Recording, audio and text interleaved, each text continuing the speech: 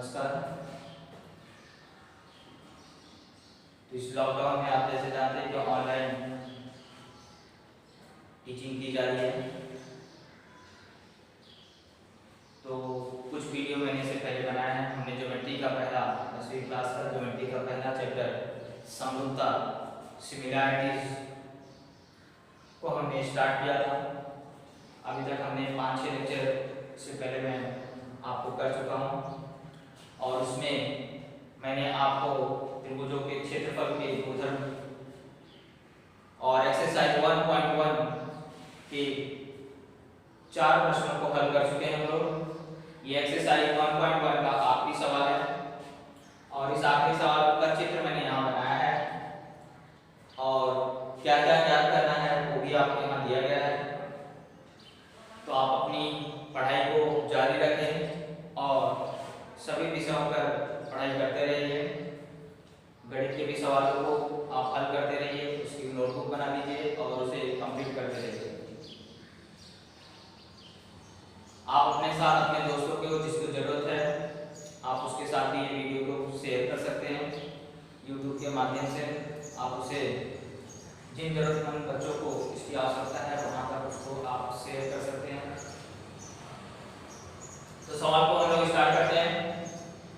इसमें क्या दिया है और क्या याद करना है इसे हम लोग देखते हैं। सबसे पहले चित्र बना हुआ है। चित्र में आपको दिया गया है बड़ा सा त्रिभुज है ABC, जिसमें AB जो लंब है वो किस भुजा पर है? BC पर, और PQ जो लंब है वो किस पे? भुजा BC पर। तो ये दो चीजें आपको यहाँ पर दिया गया है। हमें ये 4 अनुपात ज्ञात करने के लिए बोला गया है। फिर से अनुपात की बात करें तो हमें 4 गुणधर्म पढ़ के आते हैं। चारों गुणधर्मों के आधार पर हमें पता करना है कि क्या इसके आधार समान है या इसकी ऊंचाई समान है या दोनों ही समान है या हो सकता है दोनों ही समान ना हो। तो हम लोग बारी बारी से एक एक प्रश्न को लेते हैं और उन दोनों त्रिभुजों में देखते हैं क्या खासियत है। सबसे पहले बात करते हैं तो त्रिभुज PQB और त्रिभुज PBC। कौन से दो त्रिभुज की बात कर रहा है? एक त्रिभुज है PQB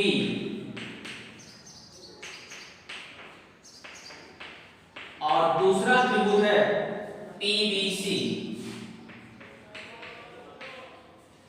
ये दो त्रिभुज है PQB तथा त्रिभुज PBC। अब ये दोनों त्रिभुज में मुझे क्या ढूंढना रहता है? आधार और ऊंचाई। सबसे पहले हम लोग देखते हैं त्रिभुज PQB। त्रिभुज P यहाँ पर है, Q यहाँ पर है, B यहाँ पर है, यानी कि छोटे वाले त्रिभुज की बात कर रहा है। इस तरह से जो बना हुआ PQB ये लंब है। तो कहां से लंब खींचा गया है? P बिंदु से। किस पे लंब खींचा गया है? BQ पर। तो लंब अगर P से खींचा गया तो ऊंचाई कौन हो गया? PQ और आधार कौन हो गया? BQ। इस छोटे से त्रिभुज में आपने पता कर लिया कि PQ क्या है? इसका ऊंचाई है और BQ क्या है? इसका आधार है।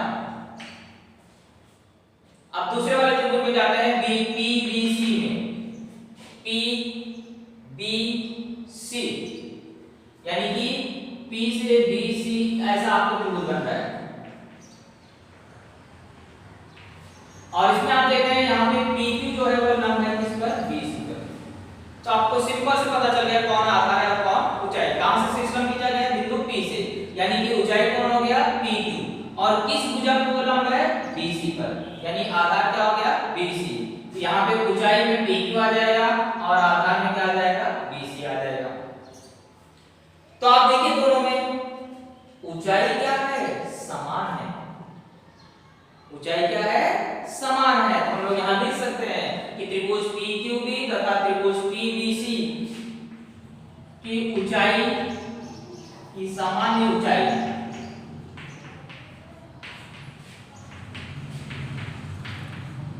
और उसका नाम भी दिया गया है क्या है? सामान्य ऊंचाई PQ है।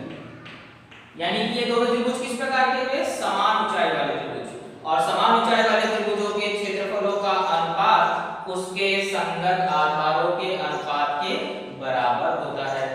एक उदाहरण नंबर आपको बताया गया है। तो उस आधार पे मैं जब इसका एरिया ऑफ मतलब इसके क्षेत्रफलों का अनुपात निकालने जाऊंगा तो एरिया ऑफ ट्रायंगल PQB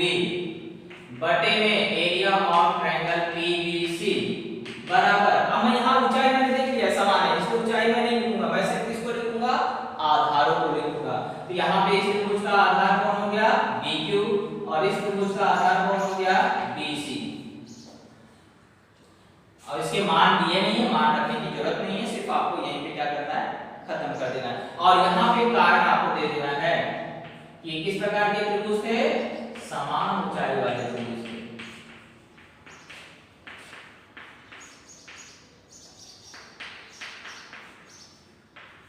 पूरा स्टेटमेंट जिसको याद है वो बहुत अच्छी बात है। पूरा स्टेटमेंट अगर आपको याद है तो आप लिख सकते हैं समान ऊंचाई वाले दो त्रिभुजों के क्षेत्रफलों का अनुपात उसके संगत आधारों के अनुपात के बराबर होता है।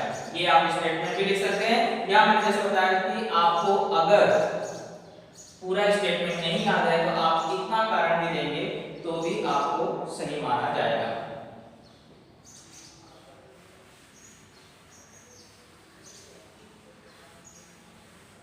तो ये हमारा पहला आंसर आ चुका है, यानी कि हमने इसके क्षेत्रफलों का अनुपात ज्ञात कर लिया है। अब हमारा दूसरा कौन से त्रिभुज की बात कर रहा है उसको हम लोग एक बार बारी-बारी से समझते हैं। तो त्रिभुज पीबीसी की बात कर रहा है,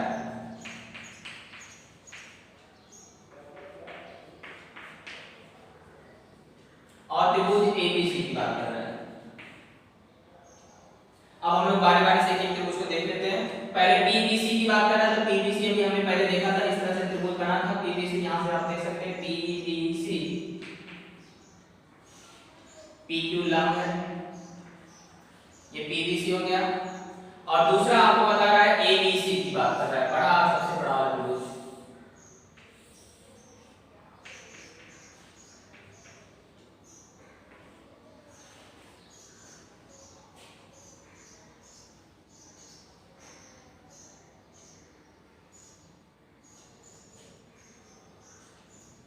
चलिए अब आपको देखते हैं इसमें लंब है किस पर, ए से लंब खींचा गया, देख रहे हैं आप, यानी कि एडी जो है वो क्या हो गया, लंब हो गया। एडी लंब हो गया, यानी कि आधार कौन है, बीसी। तो आसानी से हम देख सकते हैं एक एक त्रिभुज में, इस वाले त्रिभुज में शीर्ष लंब कहां से खींचा गया, पी से, यानी ऊंचाई कौन हो गया, पीक्यू, और किस भुजा पे लंब है, बीसी पर, यानी कि यहां पे हम ऊंचाई में पीक्यू लिख सकते हैं और आधार में किसको लिख सकते हैं, बीसी। दूसरे वाले त्रिभुज एबीसी की अगर बात करें तो ऊंचाई कौन है, एडी, से यहां एडी आ जाएगा और आधार में कौन आ जाएगा, बीसी। तो इस दोनों त्रिभुज में आप क्या देख रहे हैं कि इसका आधार क्या है, समान है, यानी ये दोनों त्रिभुज किस प्रकार के हैं, समान आधार वाले त्रिभुज हैं। तो हम लोग यहां लिखेंगे त्रिभुज पीबीसी तथा त्रिभुज एबीसी का सामान्य आधार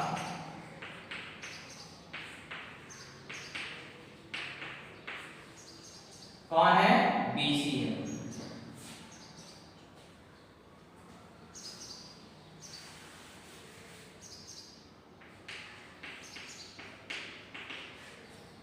और आधार समान है तो आपको स्टेटमेंट याद होगा, समान आधार वाले दो त्रिभुजों के क्षेत्रफलों का अनुपात उनके संगत ऊंचाइयों के अनुपात के बराबर होता है। तो हम दोनों त्रिभुज की ऊंचाई यहाँ पे लिख सकते हैं, पीक्यू है एक की ऊंचाई और दूसरे की ऊंचाई कौन है, एडी। इसके क्षेत्रफल का जब हम अनुपात लिखने जाएंगे, यानी एरिया ऑफ ट्रायंगल पीबीसी बटे में एरिया ऑफ ट्रायंगल एबीसी बराबर इस त्रिभुज की ऊंचाई की पीक्यू और उस त्रिभुज की ऊंचाई कौन है, एडी। यहां कारण आप क्या देंगे, समान आधार वाले त्रिभुज।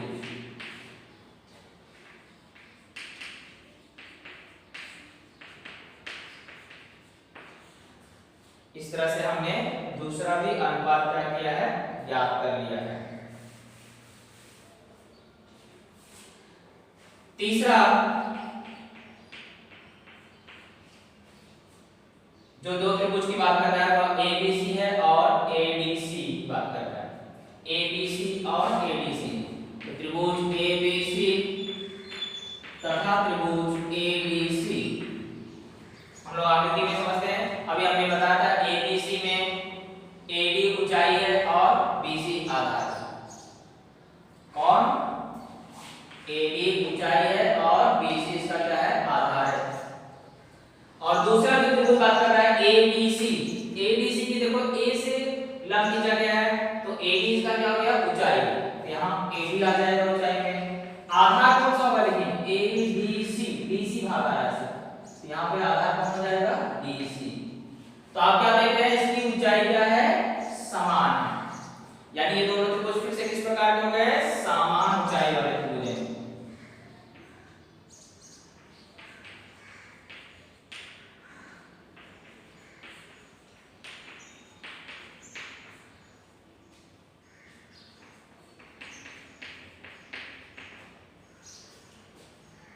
इसलिए area of triangle A B C बटे में एरिया ऑफ ट्रायंगल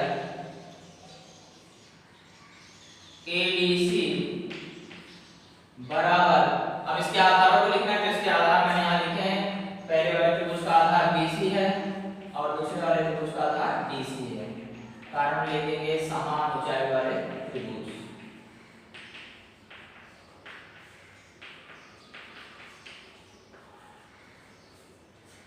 इस तरह से 3 अनुपात ज्ञात हो गया। चौथा अनुपात, इसको ज्ञात करना है तो जगह नहीं, मैं इसको एक बार कर देता हूं।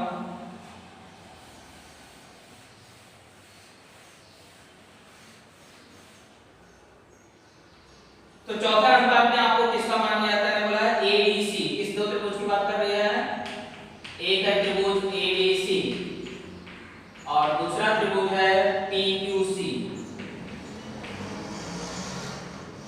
इन दोनों त्रिभुज को समझते हैं। अभी ADC में अगर आप देखें तो AD क्या हुआ? ऊंचाई और आधार कौन हुआ? DC। दूसरा बोल रहा है PQC, तो ऊंचाई कौन हो गया? PQ और आधार कौन हो गया? QC। पहले वाले त्रिभुज में ऊंचाई था AD, आधार था DC, किसमें? ADC में। और दूसरे त्रिभुज PQC, अगर आप इसको बनाए तो इस तरह से बनेगा PQC। तो आप देख रहे हैं ऊंचाई कौन है? PQ और आधार कौन है? QC। तो ऊंचाई यहाँ PQ और आधार कौन हो गया? QC। तो ना तो ऊंचाई समान है ना तो आधार समान है, यानी कि ना तो इन दोनों त्रिभुज के आधार और ऊंचाई दोनों ही समान नहीं है। और आधार और ऊंचाई दोनों समान नहीं है, इसका मतलब है इन दोनों त्रिभुज के क्षेत्रफलों का जो अनुपात है उसके संगत आधारों और संगत ऊंचाइयों के गुणनफलों के अनुपात के बराबर होता है।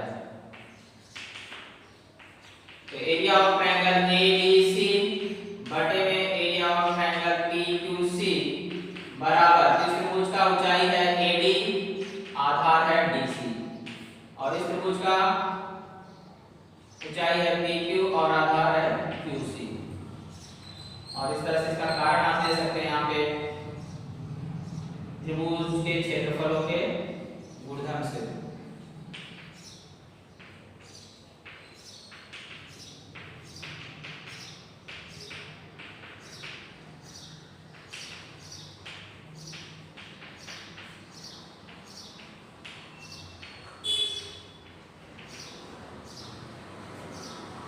तो इस तरह से हमारे चारों अनुपात क्या हो गए हैं? ज्ञात हो चुके हैं। और यहाँ पर हमने 1.1 को भी क्या किया है? ज्योमेट्री का पहला एक्सरसाइज 1.1 को भी कंप्लीट कर लिया है।